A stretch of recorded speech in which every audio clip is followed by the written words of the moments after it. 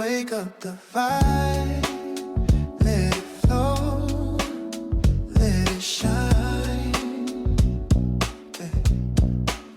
Feel the rhythm, the heartbeat, the climb. We're moving, we're grooving.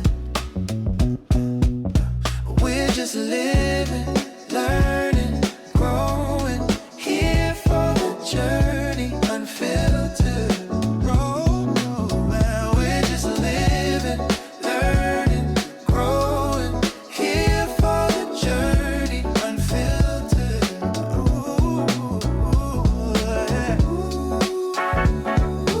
Hey y'all, welcome to Here for the Journey Unfiltered. I'm your host, Denarian Lewis, and this is where we share real millennial stories of growth, grace, and figuring it out, one unfiltered conversation at a time. What's up, everybody? I'm Denarian Lewis, and we are back at the Here for the Journey Unfiltered podcast. And before y'all come for me, before y'all get in the comment section and let me know about myself, I know that I've been gone for 2 weeks, okay? I was on vacation, all right? And it's only me. This is a one-man ship, but guess what? I'm back like I never missed a beat, okay? And this episode is going to be a good one because I have my friend here, Briana. We have known each other since my freshman year of high school, but we never really got to talking and actually getting to know each other. And so this was an opportunity for me to get to know her deeper than just surface level. And let me give you guys a trigger warning now. We do discuss miscarriage. So if that's a trigger for you, this may not be the episode for you, but it may be because it is very freeing. But before we get in that interview, it is time for the check-in point. And this is the segment of the episode where I get to talk about my highs, the lows, and the in-betweens of my week. And because I've been gone for 2 weeks, I have a few check-in points for us today. All right, so let's get into it. All right, so you guys, I went to Cancun for my vacation, and it was like a birthday trip / graduation gift to myself. And let me tell y'all, I was a little nervous at first because I've been to Cancun before. But the people that were coming with me, I don't think that they ever been to Cancun. And I like to give my friends and the people connected to me a good experience. Things that I get to experience, I want them to experience the same thing. But let me give y'all the tea of this trip. This trip started off, I invited 20 people. All 20 people said yes. Okay, this was at the beginning of the year. That 20 went down to 10. And that 10 started slowly going down to 8. Then it went down to 7. It went down to 6. And then it went down to 5. Me and 4 other people. And I got discouraged because I'm like, I literally put a lot of thought into this.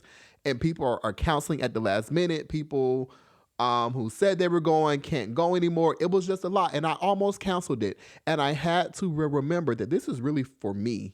Yes, I want everybody to have a good experience, but in reality, it's for me, and I needed a vacation. So I decided to go with 4 other people, and then I realized those 4 people are in a relationship. So I invited my friend with me to just be another single person on the trip.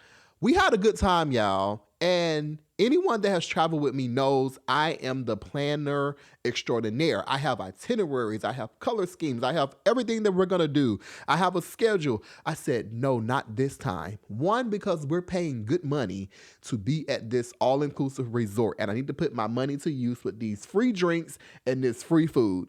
So I had like a lot of excursions planned, but I decided to only do one excursion, which was ziplining, ATVing, a tequila tasting, and diving into a cenote, which they were all one excursion, but it was 4 activities or however many I said into one little excursion. And I did it before. I went to Cancun last year and I did the same excursion, but this time I wanted my friends to really try it, because how many times have you been ziplining? How many times have you been in like a natural pool? And they had the time of their life. And the rest of the days, we literally chilled. We had dinner every night with each other. We did the activities at the hotel. Listen, one of those nights, once I get some liquor in my system, I already have energy. It gives me more energy. And they had a DJ, and the I almost said no, the DJer. The DJ wasn't DJing well. I mean, he didn't know what to play. So we kind of took over the DJ. And there was some beautiful Nigerian women, like they came from Nigeria, like they were visiting from Nigeria. And we turned that lobby out. People are looking at us like, they really taking over. Yes, it was Afro beats all night, and the Nigerian women looked at me and they was like, "You know Afro beats?" I said, "Yes, I do. I love me a good Afro beat." We had a good time, y'all. There was one day that we rented the cabana by the pool, like the little bed. It came with the 2 chairs in the water. We had grilled seafood. They brought us our bottle of choice, which was, I think we did the Don Julio 70. Never heard of it, never had it, but baby, did that thing do what it needed to do. It did.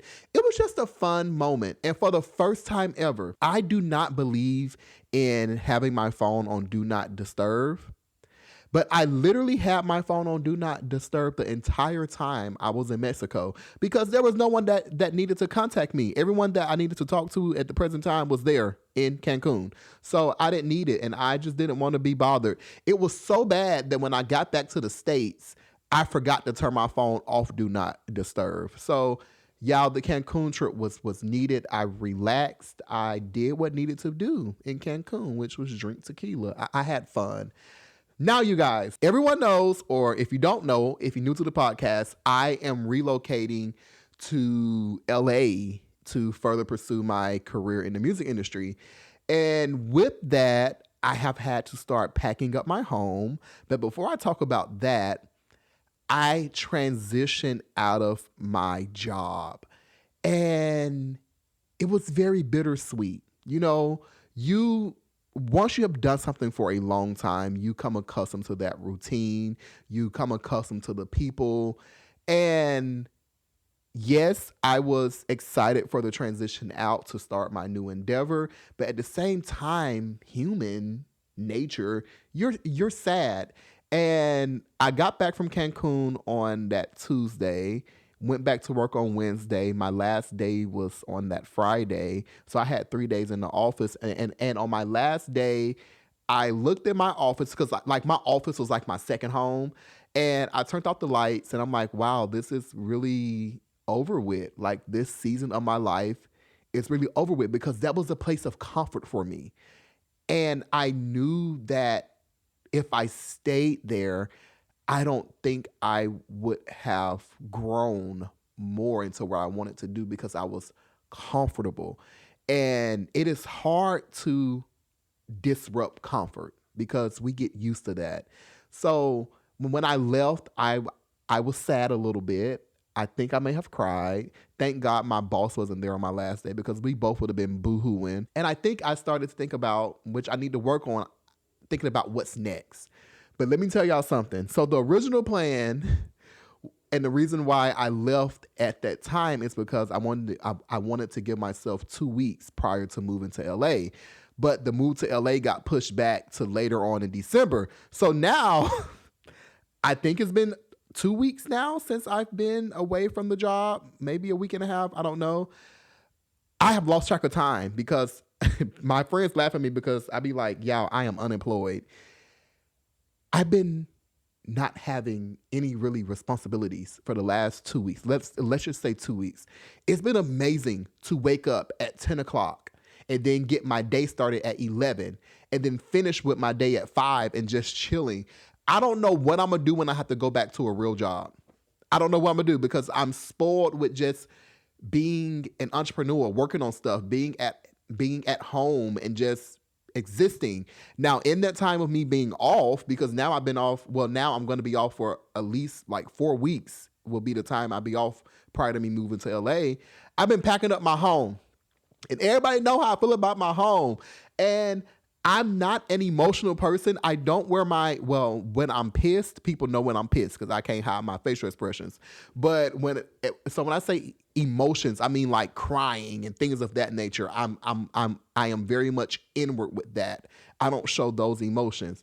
Y'all, I took everything off my walls and put them in boxes. My living room is almost empty. And I was looking at my walls and the bareness of it. And I've been living in this place for about 6 years. And I saw like the holes in the walls from the nails. And I was talking to my friends about this. I was like, when I saw those holes in the walls, I kind of like symbolized me and the different things that I've been through while living into this apartment, both good and bad things, or just life, just life. And then when I thought about the things that covered it, the art pieces and the beauty that was covering those nails, because yeah, I thought of God and how God has covered me while living here for the past 6 years. And I started crying before I walked out my door. I think I was going to run some errands and I looked around. No, I was going to church, I think. And I started crying because I'm so grateful of this season of my journey that is now ending and going into another season. I'm so grateful. And it reminded me how God took care of me here. And I'm a firm believer that if God took care of me in this place, it's a reminder of how God will take care of me in my next season of my journey. So I'm excited to move to LA. Packing up this house has been very sad for me. Not sad, not like, oh my gosh. It's been like sad in a good way because of the memories and the reminders. But when I looked at those walls and the bareness and the holes that were in the wall and how it symbolized, things like that has happened to me while living here, and then putting the images over it and thinking about how my house looked with all the pictures and the decorations and how I thought that was God and like how God can make situations beautiful. And so when I kind of dwelled in that, it gave me peace, because I must say I am a little nervous about moving to LA. Everybody keep asking me what am I going to do. I don't have a job lined up. I've been applying for jobs. I just now started applying for jobs. I didn't want to. Well, I started applying like 2 months ago, but a lot of jobs was like, well, we need people now. So I've been applying for jobs every day. I've had interviews. People ask me, what am I going to do? And I'm like, y'all, this is a faith move. And people may look at me crazy when I do things. All of the things I do are by faith. I never know how they're going to get done. I just know that I do my part and I trust God with the rest. So I haven't been a little nervous about the move to LA. And it don't make it better when people calling me, with their nervousness. I'm like, y'all stop calling me being nervous. I'm the one that's moving. Everybody hold your horses. But I'm excited, y'all. So keep me in your prayers. And I believe God in this move. And I believe he's going to cover me. I believe that there's going to be provisions. I believe that everything that I need is going to be taken care of. And I am not going to have to want for anything. So, y'all, that is my check-in point of the week. We're going to go into a quick break, and we're going to come back with the interview with Briana. Hey, y'all, it's Denarian from Here for the Journey Unfiltered. Every Monday, we're getting real about life, the growth, the grace, and the moments we're still figuring out. Each week, I sit down with friends and guests who are navigating their own paths, sharing the highs, lows, and the lessons along the way. So wherever you listen to podcasts, make sure you follow Here for the Journey Unfiltered and join the conversation. And don't forget to follow me on Instagram at denarian.lewis and the podcast page at Here for the Journey Podcast. Because we may not have it all figured out, but we're here for the journey. All right, y'all, we are back at the Here for the Journey podcast, and today I am honored to be sitting here with someone that I thought hated me my freshman year of high school. I have Briana here. Hey, Briana, what's going on? Hey, how are you? This is very weird because I've been absent for 2 weeks, and so to come back and get in the hang of things, but thank you for joining and saying that you want to do it, and we don't know what we're going to talk about. Absolutely. We don't know. Y'all, she came in my house. She had on her little fur coat, a little tank top with her belly showing. I said, you leave your house like this all the time, just gorgeous. I'm like, there is no cameras over here, girl. So we met freshman year of high school. Well, my freshman year. You were a senior, right? Senior, yep. And if you've been listening to this podcast, I've been in musical theater in high school. And Briana was like the dancer in West Side Story. Was it West Side Story? It was West Side Story, yeah. Yeah, and she was a dancer. I didn't know who she was. I never talked to her because she just gives off this energy like I'm that. Not like a bad I'm that, like a good I'm that. And that was intimidating. So I never said anything to you. And then we started working together after that, after high school. I'm like, oh, she cool as fuck. So, like, what was your whole journey? Like high school after? So you were a dancer. Are you still dancing? To a certain capacity. Now I do choreography in the shows, which are the musicals at Eastmore. So how did you get involved in dancing? Because you're really like, and when I say dancing, like she could probably do hip hop dancing, but I've seen her do like actual trained dancing. Yeah, You went to Fort Hayes. I did. I went to Fort Hayes for Career Center junior and senior year, and there I did contemporary. I was a pre-professional ballerina, jazz, tap. But this all started when I was about 4 years old.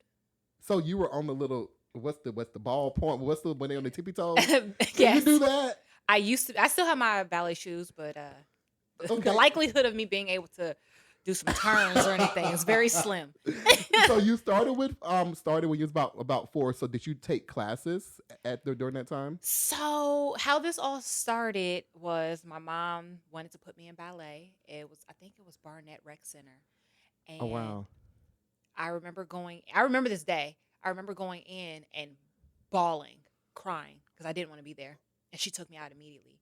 And she was like, "Okay, you don't want to do this." So from there, I did baton twirling, and I did baton twirling. That at that time it was kind of my own version of drill team, and I was Okay. in my first parade in Notre Dame. That was really fun, but that's how it all started. Why did you not want to be there? Like, did you really want to be there, or were you just scared and didn't know how to express it? It was more so I didn't I did not like when my mom put me in things. So I'm like, I don't want to do it. She used to put me Rebellious. Okay. in. You have a rebellious spirit. Okay. She wanted me to, she put me in like tennis, didn't like it. Soccer, didn't like it. She just wanted me to be able, I think she was trying to get me to figure out what I wanted to do. Do you watch Mary like to Medicine I Atlanta? haven't watched it in years. No, when you said tennis, there's a doctor's wife on there. Her name is ooh I know it's Toya. quad. It's Toya, Okay. and Toya will be on her husband's dime, just in the neighborhood with the little white ladies going and like in the golf cart playing tennis. And I just envision you if you would have stayed in tennis, like in somebody's country club, just playing tennis. So you were trying all these things, and you was like, no. So when was it that you was like, okay, I'm really gonna do dance? It started when I became a cheerleader in elementary school. And, Mm. during like halftime or whatever we had to Mm-hmm. dance, I loved it so much. So I started off cheering, dancing, and track. Those were like the three Athlete. things I've been doing since I was, 5, 6 years old. So growing up, were you like, okay, I'm gonna be a professional dancer? Was that Absolutely your not. I think what solidified it was my sister was on drill team, my older sister. She was on drill team at Eastmore. okay? And at that time, I was in elementary school and I loved watching the drill team. Around that time, I wasn't doing the baton twirling anymore. At that time, I was doing theater. Mm, There was a program at Children's Hospital, which they don't have anymore. It's called Stage Kids. Really? Yes. And I started doing that in elementary school.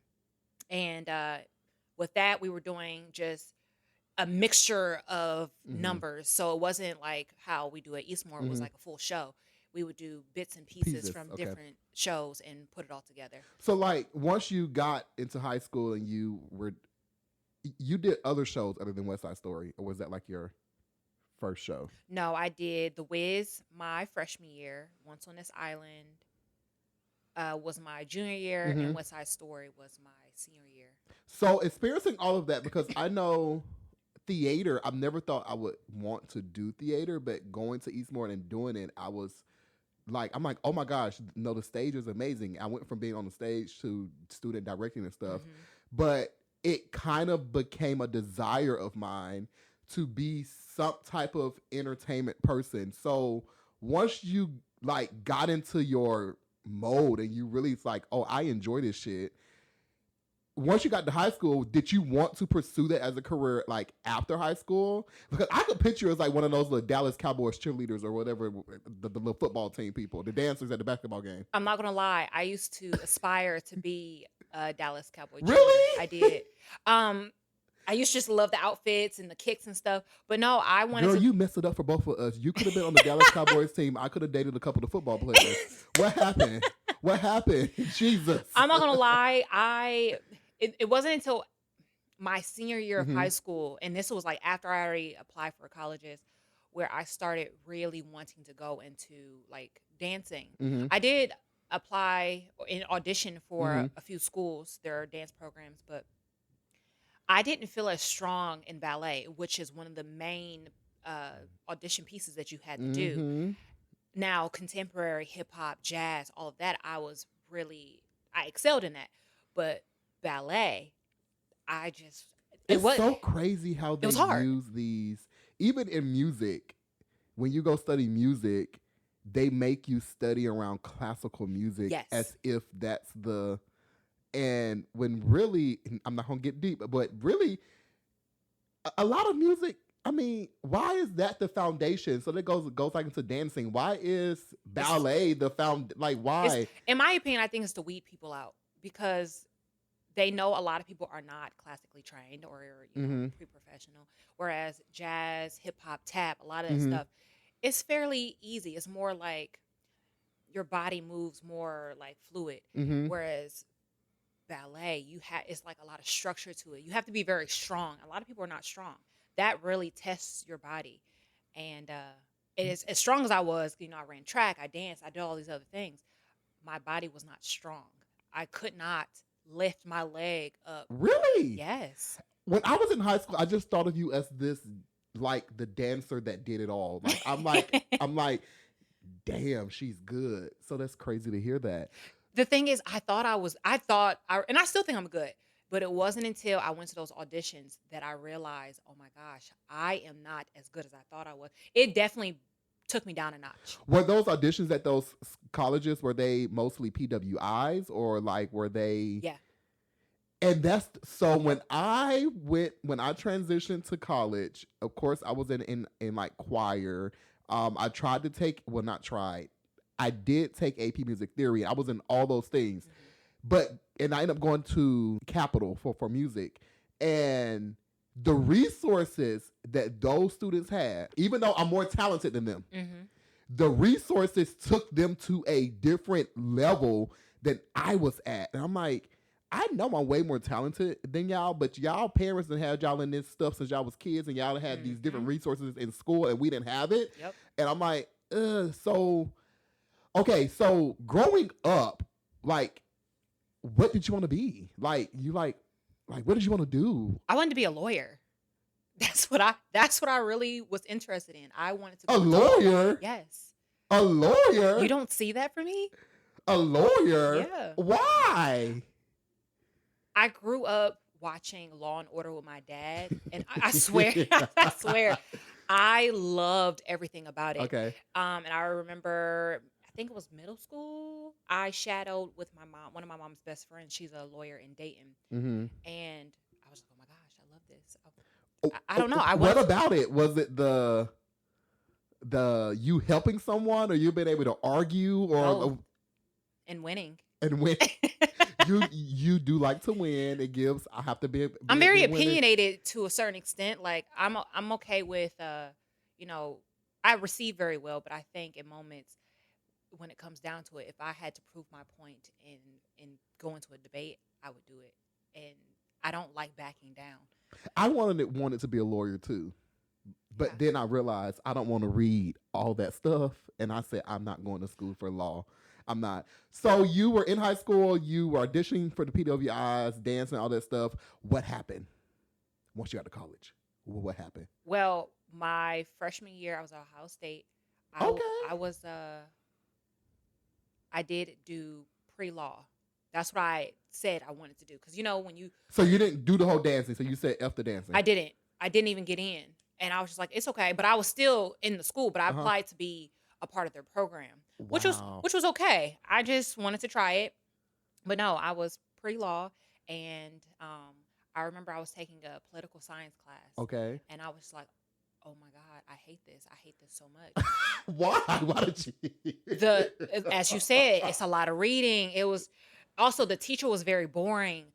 I'm a It's a very boring study. It is, and when I like to learn, I want someone who's teaching me to enjoy what they're What they're teaching doing, me. yeah.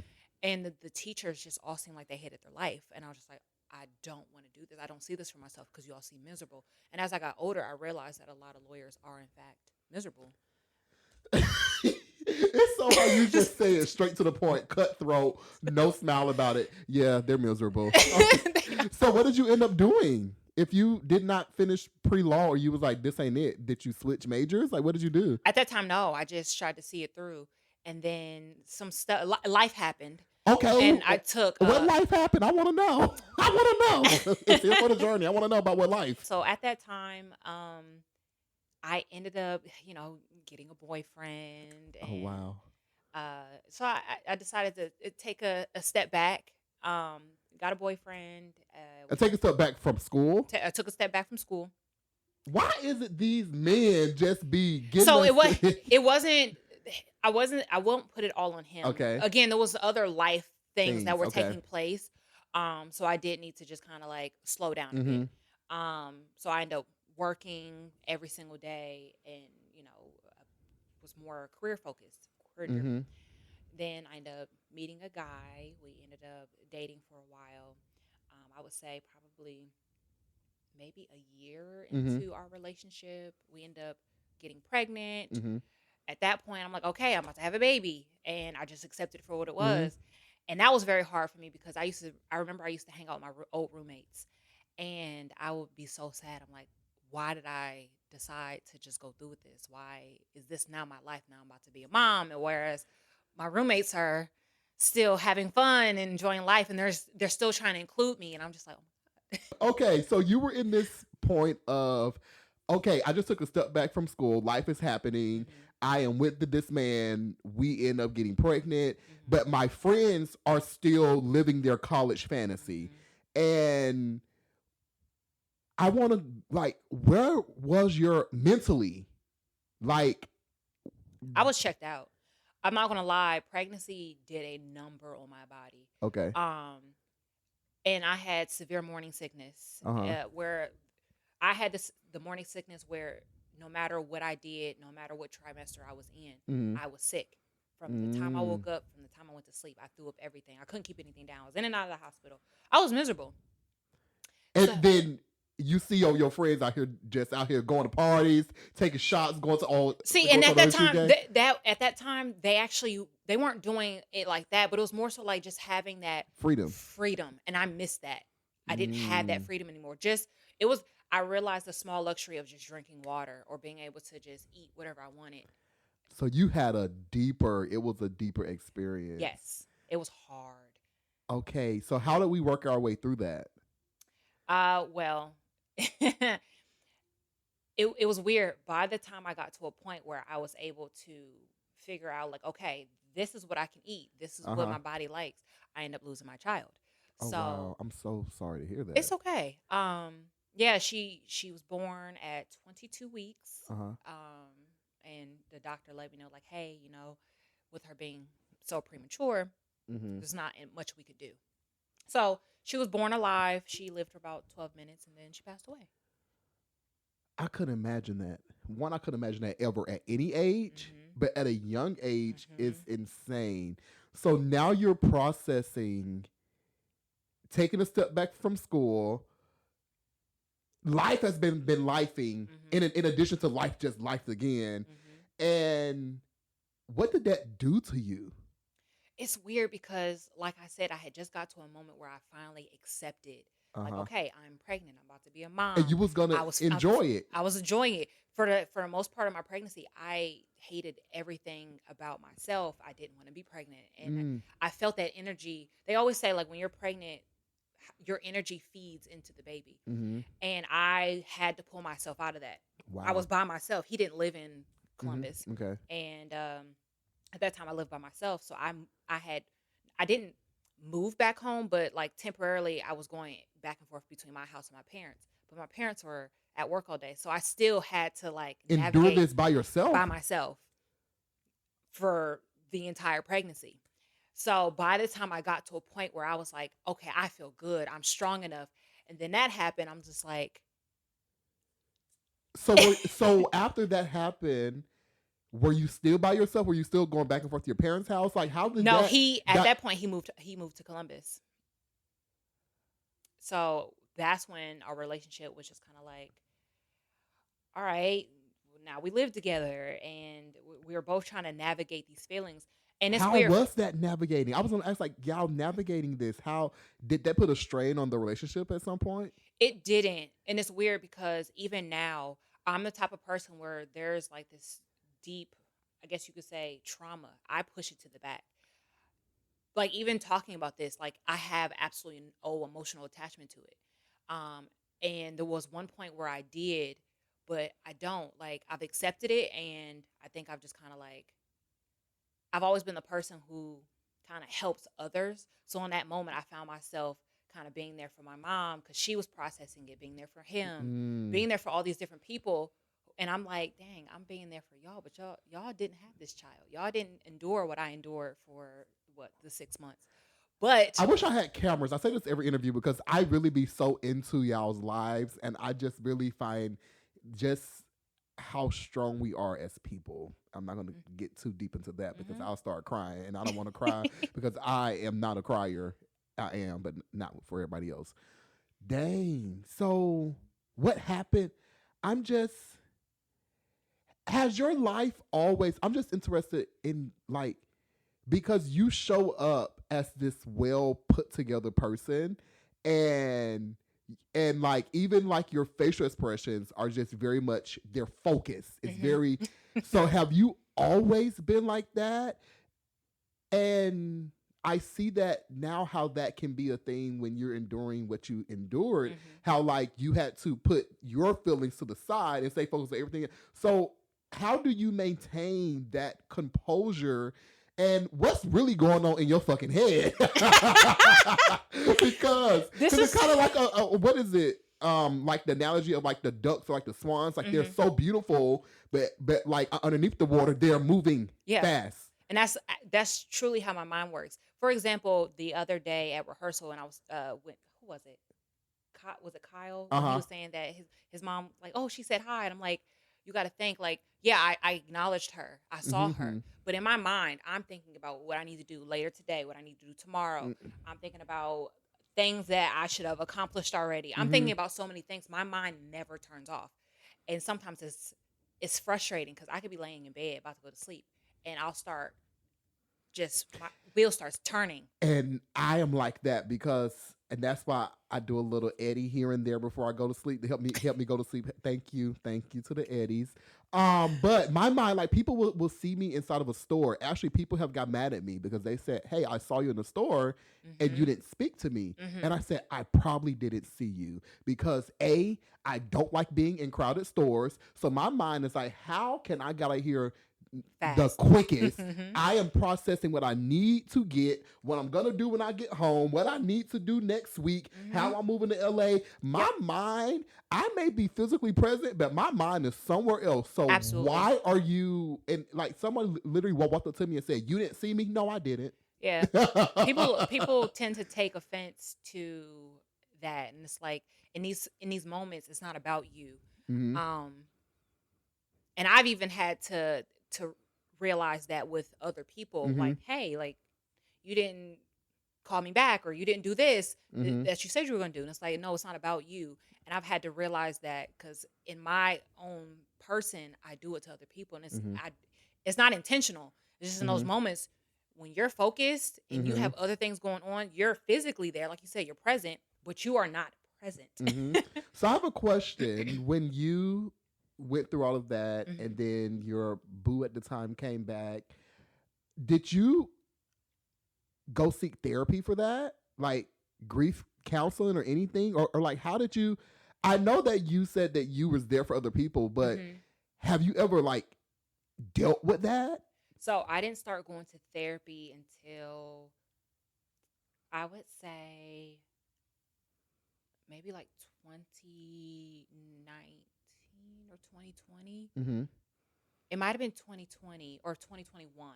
During It the pandemic. Yeah, it was Mm-hmm. it was definitely like wet like years after it happened. Maybe like what, 5 years How did after. that help? or did it? Because It's therapy is really wishy-washy to me. it Because is. therapists be like, oh my gosh, you're so self-aware. I know that. Now help me. Help me be less self-aware so I can grow. And they be like, oh my gosh, yes, I know. I'm a very self-reflective person. I know why this is stemming to this. I know why Mhm. I show up this way. I know why. How can I be better? Yeah. So did it help or? It's weird because by the time I went to therapy, I felt like I had already processed everything in so many different ways. Like I Mm-hmm. did all the crying, I did all the yelling. I was angry. I Mm. um I was able to navigate all those different emotions and feelings for the 4 years prior. So by the time I got to her, she did ask me like, "Well, how does it make you feel?" And I was telling her, and it was interesting because she was able to notice how it was kind of like, "Huh, you just seem so content, like Mm-hmm. like you're just talking about, hey, I'm about to make this recipe and you will love it." No, seriously, like Uh-huh. yeah. So I mean, she taught me some stuff, Mm-hmm. but when it came to that, or even just like dealing with trauma, Yeah. I'm able to.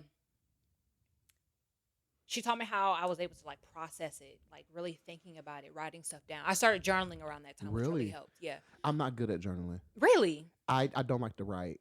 I don't. I just don't like the. I don't. I think I'm scared of being vulnerable. Even within yourself, because no one's gonna read it. I don't know. I oh hmm. I think for me, I am. Everybody expects me to always have it together. Yeah. So always growing up, like even as a child, growing up like that, I'm always been like the person to have it together. I'm the person that does Hmm. all this stuff.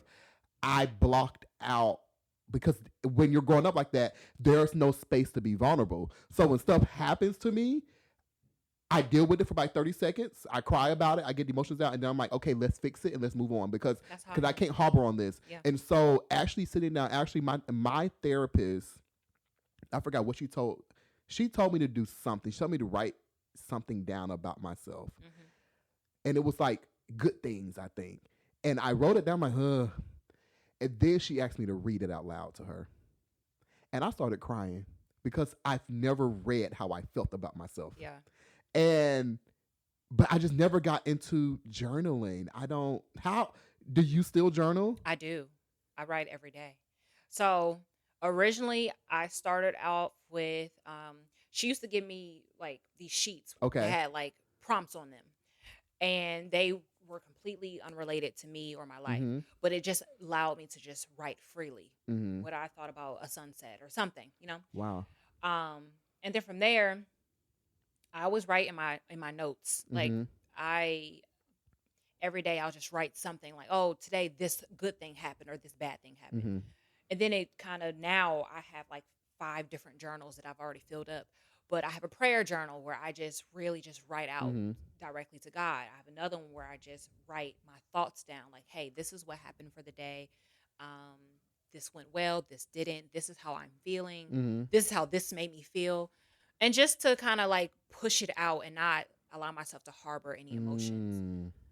But to your point, I was the same way when I grew up. I had I'm the baby. Mm. So Oh, you're the baby? I am the baby. Wow. I'm the baby and my brothers, it's like a 3-4 year Okay. age difference. So by the time I got to high school, they were already out. They were in Mm-hmm. college, working. So they were already out the house. So it was Mm-hmm. just me. And my parents used to argue a lot, Mm. especially around my senior year. And that's to go into even West Side Story where I may have seen mean. My senior year, I didn't get a lot of sleep because there were nights where my parents were arguing up until 2-3 o'clock in the morning, and I'm being the mediator. Why, as someone who's in high school, School.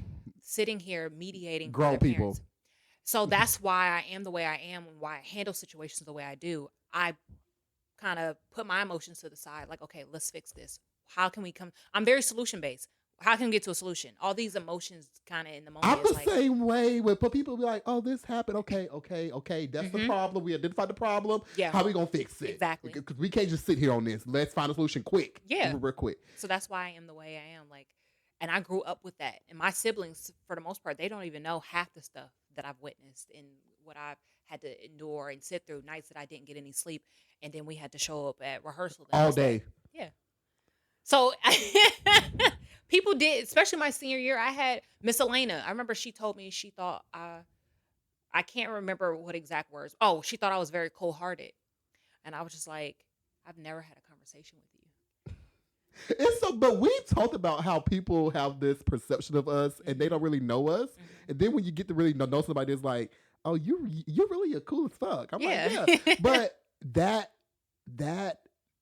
makes sense. Just like in my life, people probably, I don't know what people think of me, and I don't really care. No, for real. But based off of like, it's crazy. When people see me, they think I'm this overly confident person. I'm not at all. Because they be like, your face is so focused. You're this. No, child. I'm over here trying to figure out how I'm gonna leave this space. I'm not worried about. I'm worried about everything else. I'm not worried about that. But also, people, because I'm a very straightforward person, they read that wrong. And I'm like, no. Once you get to know me, you know that I'm the most caring. I will give the clothes off my back to somebody. But I have social anxiety. So when you encounter me, I may have a what is it, a RBF, a resting B word face. I don't want to cuss that much on here, or like or just like we may not speak right away. It's because I don't know how to. It's a lot going on. So we fast forward after that happened. With your pregnancy, your boo at the time came back. What else was going on in life? And like you just continued working. It's so weird. I say this all the time. From that time period, so that all happened in 2015. I ended up started working Dang, I was a sophomore in college. I started working at Children's Hospital, and I would say from 2015 to at least 2018 is a complete blur for me. It was almost like I was living the same day over and over and over again. I don't recall a lot of the stuff that took place in that time period. Pause, because you said how do we get to, we went from dancing to pre-law, took a step back, and now we in the healthcare field. So the thing is, the reason why I went to Children's, okay, I can't remember what happened, but at that time, because of everything that happened with me and losing a child, I was so just interested in why. How can I get into the healthcare and be around kids? I think it was more so like a healing moment for me. Like I wanted to be around the children and help in any way that I could. So do you think that it's crazy how God uses trauma or moments that we consider like, God, why do I have to go through this? Do you think that was an eye-opening into what your purpose and your passion is? To a certain extent, okay. Yeah. But even now, I'm just like, I still think back to that moment, and I'm just like, why did it happen? I still do research, I and I don't know, and it's crazy because, the March of Dime Walk, which is for premature babies, a lot of the babies or the parents there, they're like, oh yeah, my child was born at 22 weeks, and she's now 1, and. And that was always hard for me because I'm just like, I always felt like the doctor who was there, who was not my doctor. My doctor, I remember this day like it was yesterday. It was a blizzard that had just happened. My doctor was across town, and I called her and I said, hey, I think I'm in labor. I'm bleeding, all this stuff. She was like, just get to the hospital. The guy who gave birth, who delivered Aubrey, he was not my doctor, but I just felt like he didn't care. He was very nonchalant. He was just kind of like, "Yay, so you know what's about to happen next, right?" That was how I kind of was able to. This reminds me of that TikTok video that was going viral with the black woman. Oh, yes. Went to the hospital, and the nurse, like, she's actively in labor. The nurse is sitting there like, and it makes me rethink. I watch Married to Medicine a lot, and so Dr. Jackie, who's an OBGYN, she's an advocate for women's health, but black women. And how when black women who are pregnant go to the doctor, a lot of doctors don't consider their pain levels, or like they're more at risk because doctors don't take it serious. And to know that was kind of an experience for you. Which is crazy because my OBGYN, she was black. So that's why I loved her. but she couldn't be there for that moment. And I know for a fact that would have been handled way differently. Like, can we sue the place to make some money? Can I get like 10% of your earnings? So we go past that blur that you said 2015, all the way to 2020 maybe. Yeah. So you started therapy. Where's life now? At that point, I go back to school. I finally, it was weird. I broke up with my ex in 2018. So that's why Were y'all like high school sweethearts, or y'all met in college? No, I met him through a friend. Okay. He was at a party, and I think we followed each other on either Twitter or Instagram or something. Okay, because there wasn't a lot of social media options back then. Exactly. So it was one of the two. Because MySpace went out of style by then. But yeah, so by that time, I came to a realization. I'm just like, I can't live my life. I felt like I felt like every single day was the same day over and over. And we broke up. And at that point, I'm like, I need to start living for myself again. I went back to school. And at this time, I went into nursing because It's so crazy. I was so stuck on that's what I wanted to do. That's why I worked at the hospital. So it was all leading up to nursing school. Then, of course, COVID happened. Wow. And I was still in the hospital at the time. And nurses are now considered non-professional, allegedly. Exactly. They haven't voted for it yet, but go ahead. Yeah, a bunch of BS. But working at Children's Hospital opened my eyes to how the nurses were treated. Not only that, I had my fair share firsthand experiences with some of the nurses. I'm not going to lie, a lot of them are very racist. And I was, how they treat people, and you see on TikToks and how they talk about how nurses are doing things. It's very true. It's very real.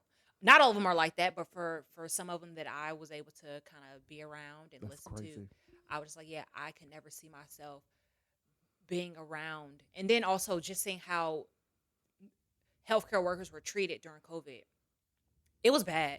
I felt like, even as someone who wasn't a frontline worker, it didn't matter. We were still in there. I felt like they put us more at risk than anything. And I was just like, no one really protected us in the hospital. No one protected the nurses. And that just kind of changed my mind on, I'm just like, I don't want to do this. So you went back to school and you just said, no, never mind. So I did nursing. I did nursing school, and then I transitioned to public health, which is still in the healthcare field. Okay. And I got my degree in public health. Educate me on public health. So public health, think of when diseases, or for example, COVID, the public health is the ones they're educating everyone about it and teaching you like, okay, you need to make sure you're doing X, Y, and Z. But this CDC is considered public health. I love a good circle moment, because you stated earlier, a few minutes ago, how you were doing research on why that happened to you and and it almost is like you tried everything to then get back to the place of research and education, which is essentially is what it is. Yeah. Wow. Yeah. God works in mysterious ways, but we need all that to happen, God, Lord. So you started doing that. I want to your dating life during that season. Were you dating when you tried to get back to you and trying to find you and put you as number one? So it's interesting. Because if y'all, Briana is a baddie, okay? If I wasn't gay, I would probably shoot my shot, but then I'm just like, no, I can't. So you don't have to worry about that, y'all. And she smells good, y'all. She smells, I'm over here That is my sniffing. favorite compliment. I'm like, is that my house? No, that's Briana. Thank you. It's interesting. So I was in my relationship with my ex for 5 years. And during that 5 years, that's like my early 20s up until, I don't remember how old I was when I got out. I was probably like 26, 27 or something. Anyway, those are your years where you're really trying to figure out and navigate adulthood. And during that time, I was in a relationship. So I didn't experience all the dating and all that. I tried to tell people this all the time. There was a lot of 21, 22, and 23-year-olds that are so hyper-focused on relationships. And I understand. I say this all the time. This is what the world has conditioned us to do. Go to school, graduate high school, go to college, find our partner, get married, settle down. But a lot of those times, when you're hyper focused on that, it typically don't work out because when do you identify who you are as an individual? And there's like 23-year-olds and 24-year-olds like, oh my, I'm trying to find my. If I could go back to my 20s, I spent a lot of time trying to find someone, and I never found myself. And so I missed out on so many things because I was too busy trying to focus. Now it's crazy because the whole time I'm focusing on relationship, I barely had any, but I was focusing on something. Yeah. So you were like, okay, I spent my prime years in a relationship that wasn't fulfilling at that. So once I got out of it, at this point, it is 2019. It was the end of 2018. So 2019 was really when I started to try to date again. And I realized it was not the same that it was in 2012. Okay, what's the difference? The men were, the way men communicated was a little bit different, what I was used to. It's weird because, again, I had been in a relationship for so long, so trying to get back into the dating field, I'm just like, okay, this is awkward. And immediately I got my feelings hurt because I had set expectations of like, okay, yeah, I'm talking to somebody, but again, I'm trying to go from a 5-year relationship to someone who I've only known for a few weeks to a month or whatever. Wow. And expecting them to kind of show up every single day, like text me, So that was hard. I'm just like, oh, so that lasted probably, I don't know, that lasted a few months. It wasn't too long. And I remember it like it was yesterday. I remember him reaching out to me and he was saying like, where do you want this to go? And in that moment, I'm just like, to hell. I wanted to go to hell. Listen, in that moment, I was a very like go with the flow. I'm like, hey, like I'm enjoying you. You know, whatever you want to do, let's move forward. And he was like, oh, okay, cool. Well, I just want to be friends. And that I was like, oh my God. Why would you ask me? I just felt that for you. Yeah, I'm just like, why would you even ask me that if you already knew going into that question what you wanted? Why don't you just say like, hey, let's just be friends? And it's interesting because a month later, or not even a month later, he was in a full relationship with someone. And that was just like, makes sense. This is why I don't ever want to date again. Yeah. I don't.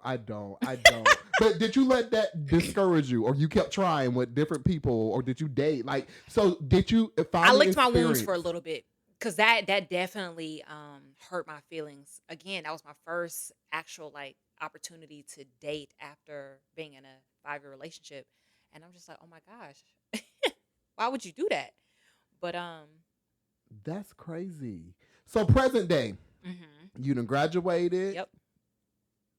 You're back in school. Yeah, I'm working on my master's in public health still. No. What? I don't know. No, my it's business with focus in digital strategic marketing. Hold on. How do we go from But the thing is, so help me understand. Yeah, so I am someone who I love doing so many different things. Me too. I love doing it. When is your birthday? January 5th. So I'm a Capricorn. It's so crazy. Okay, this is sidetrack. This is my ADHD conversations where we jump for different things. Everybody in my life is a Capricorn. Really? Like, I dated a couple Capricorns. My best friend is a Capricorn. I have another best friend that's a Taurus and all that stuff. But a lot of people in my life are Capricorns. I'm not into astrology, okay, at all. I don't know if y'all ask me about any of this. What I do know is that my rising sign is a Capricorn. I don't know what that means. Okay, so the sun is basically just how you identify, but your rising sign is how you show up to the world. So how... I can see that. But what is your sign? I'm a Libra. Oh, really? My best friend's a Libra. Wow. I don't know what that means. I'm going to do a podcast on astrology. I don't care that much about it, but I just want to know because people literally base friendships and relationships off of astrology. See, and that's the thing. I don't. I've dated just about, well, let me. I just ain't giving it out now, y'all. Yeah. But, no, but like I've experienced, for the most part, not most of them, but like, yeah, most of the people who are attracted to me are water signs or earth or air signs. See, this is just too much. I don't understand that. Like, I was talking to somebody. It was just not talking like dating. I was in communication like with someone, and we were out, and they were buddy with me, kiki laughing, ha ha ha. They then found out that I was a Libra, and they don't like Libras because of their mom, and they automatically switched on me. That's how people are. And I'm like, they take astrology so serious. And that's when we tap into witchcraft. Yeah. Because there was no way that you bonded with me and and then you find out I'm a Libra and you hate me. That's why I take it with a grain of salt. Like, yeah, there are things that I've seen online or read about Capricorn or certain signs that I've encountered where I'm like, wow, that's, pretty spot on. But there's other stuff I'm just like, I cannot relate to that at all. Like, that is not me. That's not who I am. That's not how I identify. But, yeah, there are people who like, oh, I would never date a Capricorn. I'm just like, okay, Witchcraft. Congrats. Not congrats is crazy. Okay, so back to your master's now, and you were gonna put me in the dot. You was gonna put the dots together for me. I love learning. If I could get a degree or in everything, honestly, I would, or at least have the opportunity to learn different things. I would do that. Because I'm interested in so many different things. I do not want to be just just very like one level. I want to be very multifaceted. I want to be able to, if something does not work, or if I just, I don't want to do that anymore, I have options. So as far as public health, I do plan on getting my master's in public health because you want like 1 million degrees. I mean, you just said that though. You just said it. I would get my doctorate, but as far as if I get my doctorate, it would be in public health, but I would need to continue on. But no, like the reason I wanted to do public health is because of everything of research, which I love doing. Outside of that, where I've learned to bridge the two is sustainability, which is something that you learn in public health. And then also with what I'm doing with strategic marketing is helping, for example, one of the brands that I've worked with within the school is helping them with sustainability. So learning to bridge these ideas and careers together is what I'm doing. And you're graduating in May, right? Because I'll be there. In May. Yeah, I'll be there. It's in my calendar. Oh, and we need to adjust that time because that time is wrong.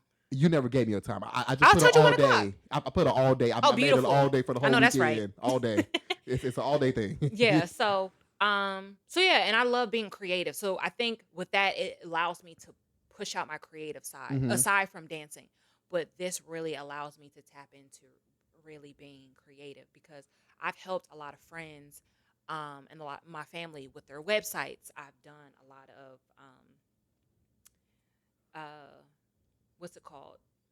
Like flyers and stuff like that. Like things that allow me to really just. So I need you to help me know with this podcast, okay? Because I am a creative person, but we gotta do everything. I'm like, Lord, I need money to be able to pay people. But yeah, that's dope. Yeah. So it does sound like it's like all over the place, but it makes sense. It makes sense to me because I want to be able to learn everything and have backup plans. Even though I'm usually not a plan A, plan B plan, I go with my first thought, but I want options. It makes sense. Okay, and I'm not a beehive at all. I do love Beyonce and I love her artistry, but I went and watched her documentary of the Renaissance. And there was a scene where she was asking for a certain lens, and they told her they don't make those. They didn't know that she already did research. She already knew about it.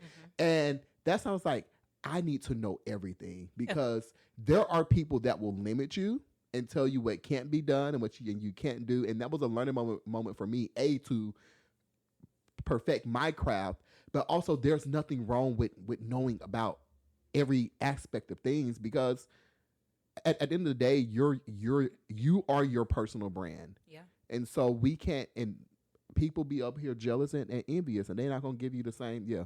So I think that's phenomenal. You just affirmed me because I'm also like, music is my gift, but people know that I have an eye for a lot of things. Like I'm not a dancer, but I can tell you that you better point that toe and make that line I can see you connect. doing a lot of creative direction. Yeah, like, and it's like sometimes I get overstimulated because I think this may be a part of the whole spectrum ADHD thing. I don't know, child. This is me just diagnosing myself with everything. Me but but how like I like there's a week that I just want to learn about hair braiding, and I'm gonna just learn how to braid Yeah. hair. And next week y'all will be on to how to fish in the ocean. I just like to learn like everything, and I think that's what makes me good at when I do things. I'm very much well rounded because I know a little bit of everything. It's funny that you say that because that's how I learned how to do my hair. I haven't been to a hair salon in years. I do my own hair because I learned off of YouTube. Mm-hmm. I learned how to do my own makeup. I learned how to do my own lashes. Now I don't go to a lash tech anymore. I do my own pedicures, my nail. Like I do everything by myself. Mm-hmm. So it's the same thing of just like being educated on different topics. It's the same thing. I just want to be able to know how to do, like you said. Because I want to go back to school for audio production. I also want to learn film. I also want to. A part of me wants to go learn law. Yeah. Again, I just want to do everything. Yeah. And then like I feel it's funny because originally when I had got my degree and then I was like, okay, but I want another degree and I don't want it in public health. Mm-hmm. I'm thinking like this is so crazy. But now I have a friend, he went to school for business or something. Maybe it might have been business, but now he wants to get his master's in something completely different. I'm like, you should do it. He's like, but it just doesn't make sense. And he doesn't even work in business. He works for the government doing something completely unrelated. I was like, it's okay to go back to school and learn. Is he single? Yeah, he is actually. Is he cute? He is. I believe that you don't have ugly friends. He's most likely straight, but is. straight men love me. He's very straight. Hey, friend. I'm just kidding. Okay, I have one last question before we get into other segments. So, you're a fascinating person to me. Thank you. One, because I love people that when you get to know them, I love when people can make me rethink who they are. Yeah. I'm like an onion. I have so many different layers. And I love that. But with everything that has happened in life, we know you went from dancing at 4, and no, well, not dancing because you told your mama no, but you started cheerleading on the football team. Then you did the stuff at Eastmore. Then you auditioned for the stuff, and then you had to deal with family arguments late in the midnight hour, and just showing up who you are. How have you like learned how to deal and cope with life now? It's interesting because I just recently, I would say in the last like 3-4 months, I've learned, I had to relearn myself. Ooh. Yeah. I realized that I had a weird, I wouldn't say, I guess you could say I was codependent with the person that I've been, dating. I didn't realize how I kind of depended on them. And originally I was just like, I don't need you for anything, but emotionally I needed them. And I didn't have that for myself. I was always looking outward for someone to kind of show up for me. And it's like, Briana, you got to show up for yourself. So these last few months, which is crazy because I'm about to be 33, but these last 3 months, I have been teaching myself how to show up for myself, to love myself again. It's like I started over, and it's been so refreshing. I deleted my Instagram. I have TikTok, but I deleted my social media. Who wants to delete TikTok? Nobody. But no, like it's just in this season, I have been really just focusing on showing up for myself, really pouring back into myself, and I have some great things that are coming, which is related with my master's degree. But this lady on top of me, I swear, I think she be moving mountains because she be loud as hell. I'm sorry. Go ahead. No, because I was wondering, I'm like, this is why I always live on the top floor. She is new. She's new. She's a new neighbor. But I'm about to be out of here. But she be. It sounds like she's walking in boots. It sounds like she's moving mountains, moving oceans, everything. So, okay, I'm sorry. So you're in the season of relearning. Yeah. And do you think that happens in our 30s? Because I was just having a conversation as it's so crazy because I have different age groups of people. I have like a 66-year-old friend. I have a 45-year-old friend. I have some friends that are in their 30s, and I have my younger friends that are like 28, about to be 29. Mm-hmm. But I felt this thing when I was shifting from 29 to 30. It's like I became very, I think this is the right word, introspective Mm-hmm. and looking inward. Yep. And my mind started shifting. And I felt it's, I may be over, no, I'm not over exaggerating. It felt weird because I felt the shift through my whole body. Like, and I'm like, so I've been in this very self-reflective state of also relearning. Yeah. And this is crazy. This is coming to me now. But when we talk about relationships, whether it's friendships or intimate, how like, but mostly intimate, how like people say you have to say I do to that person more than once because they're a different person and you're a different person. I'm now learning how to do that with myself because I'm not the same Denarian I was in high school. I'm also not the same person I was in college. I'm also not the same person I was 2-3 years ago because shit didn't happen and my mind has changed. So relearning, and it's crazy because when you're relearning yourself, the people around you have to relearn you. Yes. And they get uncomfortable. Yes. Yes, because they're used to a certain version of you, that version that you were 2-3 years ago, where you used to react a certain way or answer things a certain way or hang out with them in a certain capacity. And it's like either you're going to grow with me or you have to stay with that person, that version of me that you're used to. You have to stay with that and you have to deal with that on your own. But I think I'm becoming meaner. Yeah. But it's but I don't even think it's about being mean. I think it's us being able to realize exactly what we want, being able to say no to certain things. Because at the end of the day, if we're not aligned with it, if it's not serving us any purpose, why? And the reason why I say I feel like I'm meaner because for so many years I've been so worried about other people and how other people like there was times that I would say yes to something and I never wanted to do it, but I would say yes. I'm like, okay, this makes this friend happy. This makes this person happy. I'm gonna say yes. I'm gonna muster up all the courage. I'm gonna act like I really love it. Yeah. And now I'm in. It's like, no, I don't want to do it. Yeah. And I say I feel mean because sometimes people will receive it like, oh, that was very direct and he really means that. And I'm not trying to hurt your feelings, but no. Sometimes honesty for a lot of people can come off mean. But to your point about the 30s, I've always heard that your 30s is what you would think your 20s are supposed to be. And in our 30s, honestly, and the switch thing that you're talking about, it's so real. So if you haven't reached your 30s yet, you're 29, but you're going to feel this shift. I felt it on my 30th birthday. And I'm just like, I felt so much at peace. I've never felt something like that before. Okay. I swear to you. Okay, and I've had conversations with other people who were either just recently turned 30 or have been in their 30s. As soon as you turn 30, you feel this like relief of all the things that you've been trying to navigate over in your 20s. It's been a lot. But like, as soon as you hit 30 or in your 30s, you feel this sense of relief. You feel this, this peacefulness within yourself, and you are relearning yourself, and it's such a beautiful experience. So, do you think like because in 20s we're trying to be impressionable? Yeah. And once you realize you're in your 30s, you're like, you don't care as much as in your 30s. I don't care. And now I understand why my mama in her 40s and my grandmothers and they don't care. I'm like, because 20s, you have spent so much time trying to impress everybody, try to be who everybody wants you to be. And you're like, ugh. And once you're 30, you're like, okay, I didn't live that. Yeah. That's not enjoyable. It's not. And so let's try this, which is I don't care. And I think if I were to give my early 20s self any advice, or anyone who's in their 20s or advice, I would enjoy my 20s. I wouldn't be so focused on, because a lot of people are, and I think we were too, we're like, okay, where are we going in our career and the dating, like you said, go to school, get married, blah, blah, blah. I would enjoy it, live it to its fullest potential, make mistakes, fail.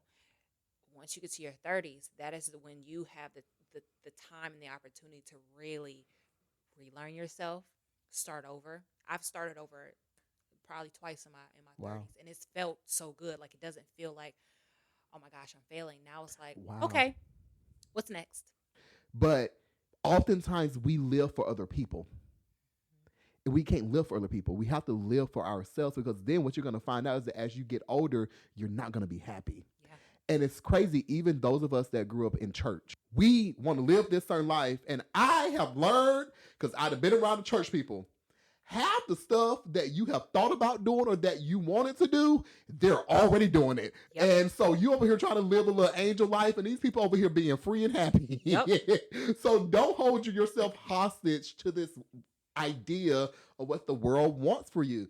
But Briana just gave y'all, I'm sending this to everybody I know that is in their 20s because they need to hear this. Maybe my assignment in life is to help the people, because I've been through, like in my 20s, suicide attempts, all this crazy mess because of how I wanted to be thought about or perceived. I'm like, maybe my assignment is to show these younger people, child, just go be free. Be free. That is I'm gonna get a shirt that says be free. Right. Okay, this is a good conversation. We're going to take a quick break, and we're going to come back, and we're going to play the, Jesus, what segment is it? Here for it segment. Y'all, okay, very vulnerable moment. I had a podcast with a friend called Say It Ain't So. So oftentimes I get Say It Ain't So mixed with Here for the Journey. So I'll be scared I'm going to say Say It Ain't So. So let's redo this. Y'all, we're going to take a quick break, and we're going to come back for the Here for It segment with Briana, because she is just, she's very calm. She's very mother naturally, and she just brings a very calming spirit to me. So I want to keep our conversation going. So we'll be right back. All right, y'all, I am back with the one, the only Briana, and we're ready. Are you ready for the Here For It segment? I'm more than ready. All right. If you're new here, we have 10 questions. The first 5, well, all the questions we will say if we're here for it or not here for it. But the first 5, we can give commentary, and the last 5 is rapid fire. And once again, I say this to every podcast. If I give commentary on the last 5, I can, because I'm the host and I make the rules. Because I had one friend try to check me like she the co-executive person of this podcast. Okay, first one. Okay.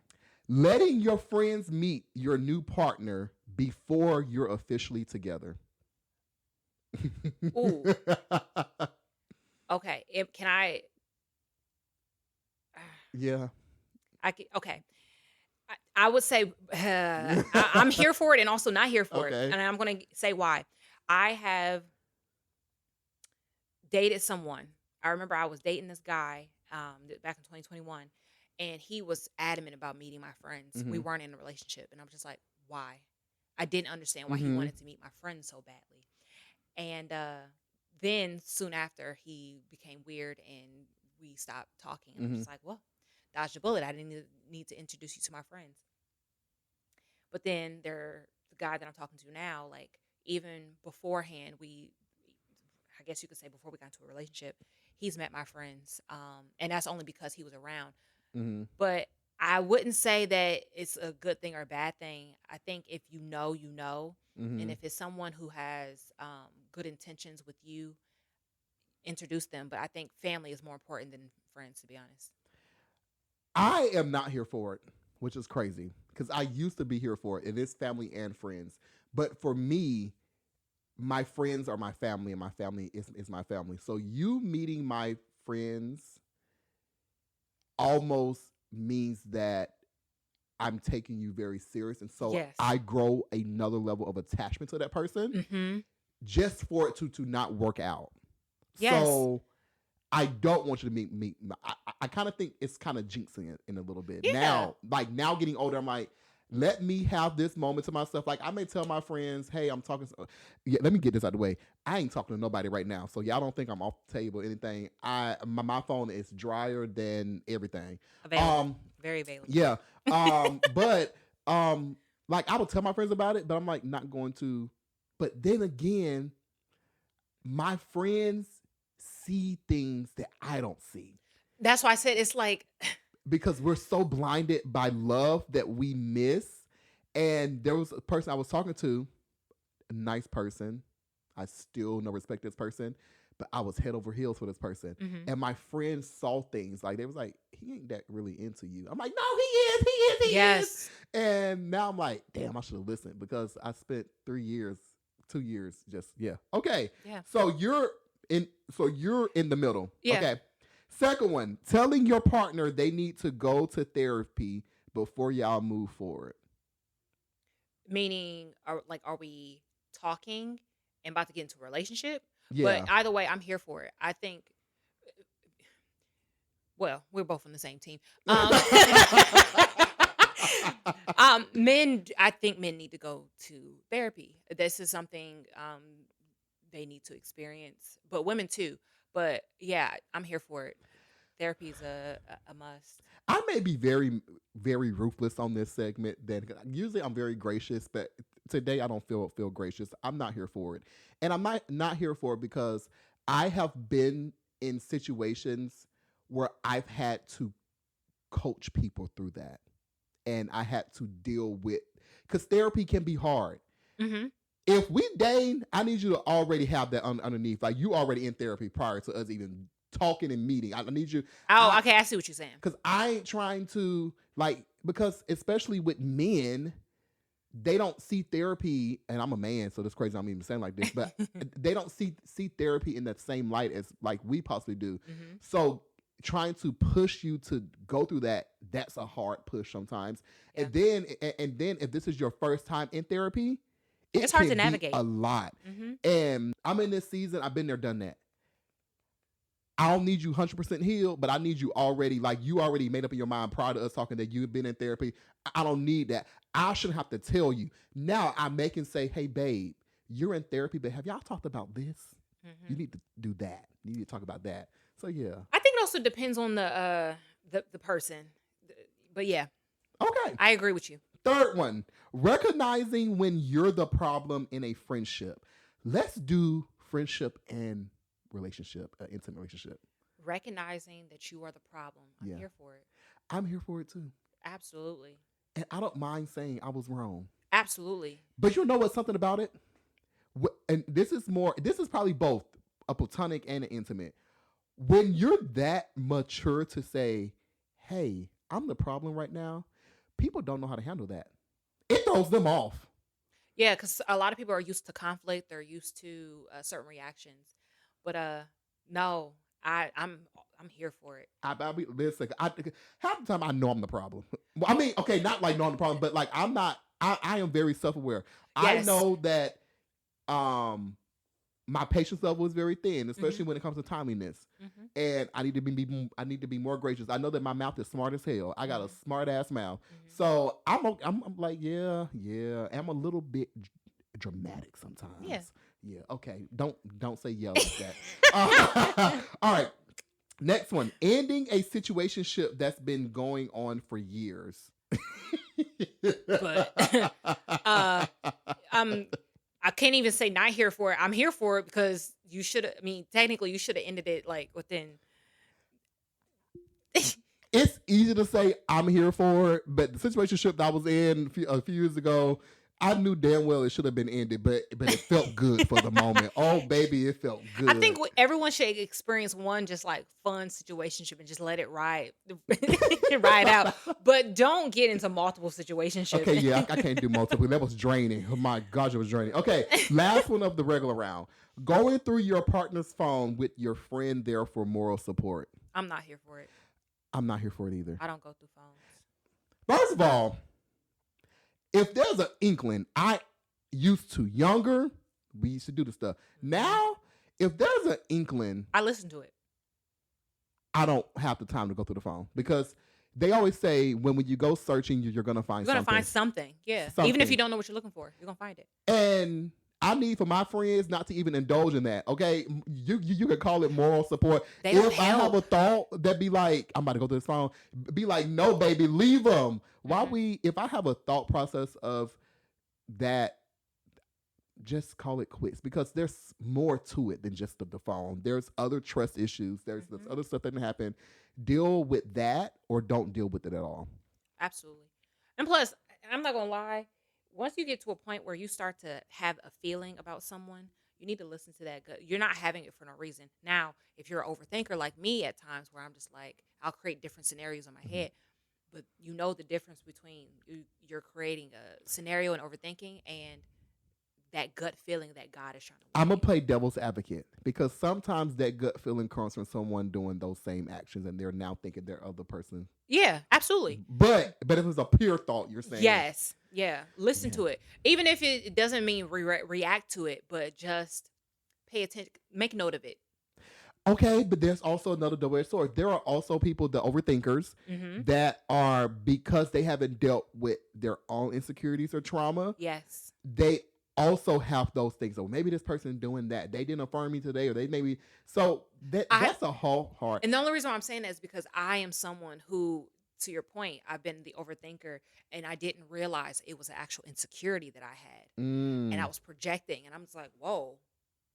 Because when people say, oh, or if a man will respond, you're insecure, I'm like, I'm not insecure.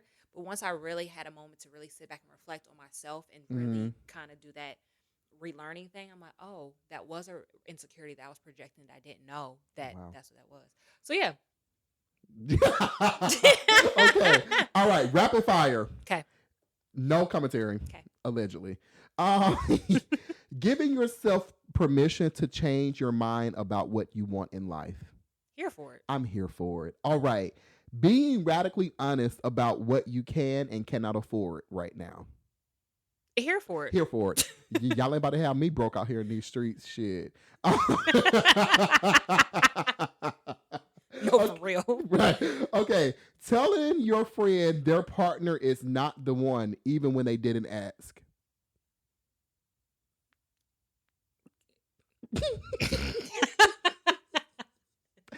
But because I want to be messy and just unhinged, I'm going to just say I'm here for it. Because why not? I've done it, so I'm here for it. Okay. Yeah. I want to give commentary so bad, but I'm not. Okay. Keeping a backup person while you're dating someone. I'm such a lover girl. I'm not here for it. I'm not here for it either. Dating, what is dating? Because the people that changed the word dating several times. Exactly. Who knows what it means? Okay, cutting people off mid-conversation when they drain your energy. I ain't gonna lie, I do it all the time. I'm here for it. I'm here for it. I'm like, okay, I got to go. Enough of this. You have a great day. All right, Briana, this is actually one of my calmest podcasts. Yes, she's moving mountains again. This is very calm. I have a question that I ask all of my guests. Okay. And we kind of tapped into it when you talked about relearning. Mm-hmm. But a question I always ask, because I always say that in a journey, we know where we want to end up, but a lot of times our journey takes us into different spaces. And I believe that those are the moments that help us learn who we are. So throughout your journey, what is one thing that you have learned about yourself? This is it has something to do with the journey. Okay. One of the things I had to learn is that my journey and my destination is already written for myself. How I get there is not up to me. And what I mean by that is you can have an idea for where you want to be in life, and you can work so hard, and then all of a sudden it feels like, why isn't this going right? Why do I keep failing? Because at the end of the day, in my opinion, I'm not trying to get all spiritual or anything. No, you can get spiritual. This is a free space. Beautiful. God already has a plan for us. God already has a path that we're supposed to be going down. And a lot of times when people try to have so much control over their life and where they want to be, that's when all these hiccups happen. When you allow things to happen naturally, that's when things start to work in your favor. You start to move into the path of where you're supposed to be going. And I had to learn that the hard way. I used to try to have so much control over my life, where I noticed that things were just failing. Like relationships were failing, friendships were failing. Things were just happening. Like, God, why me? Once I realized I needed to stop having so much control over my life, that's when my journey started to become what it is now. And I love where I'm headed. Where am I going? I don't know. And I truthfully, I don't know. And I'm living for me in this very moment. What happens tomorrow happens tomorrow. But right now I'm focused on today. And that is not the old me. The old me used to care about what's happening in 5 years, what's happening the next day. I used to always want to have a plan. Once I realized that my life is already written, my story is already written, I stopped caring as much try to have so much control over it. And now I'm enjoying life to what it at its fullest potential. So yeah. And y'all, what she just did is she just summarized my whole podcast and what it's about. That's the whole part. That's the whole premise of the podcast. That is amazing. That is amazing. Again, Briana, thank you so much. Thank you. I know I'm going to LA, but I got to find a way to get you back on here so we can, because we need a good drunk podcast episode. Oh, honey, just don't to you keep- worry. As long as he is in LA, I will be. Listen, and I just got approved for my apartment, so amen. Congratulations. Yes, Jesus, that's not that rent. I'm scared to sign the lease because that rent is a little bit high. Lord Jesus, we gonna pray. All right, y'all. I'll come get on the pole if I need to. No, I'm just kidding. Right. Well, thank you, and you guys. We're gonna take a break, and then I will be back with the pit stop moment of the week. I'll see y'all soon.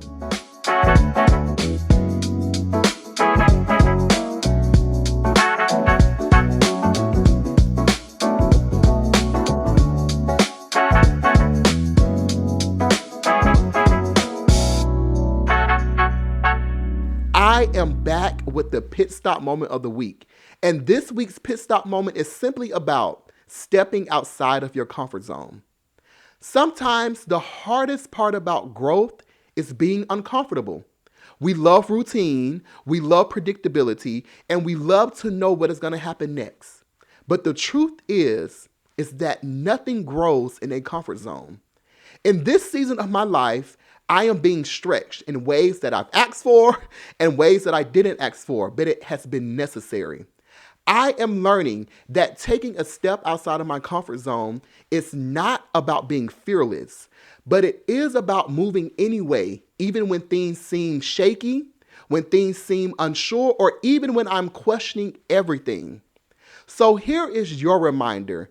If life has been nudging you out of a place that seems familiar, don't fight it. Instead, lean into it. Because the version of you that you have been praying to become is on the other side of that uncomfortable step.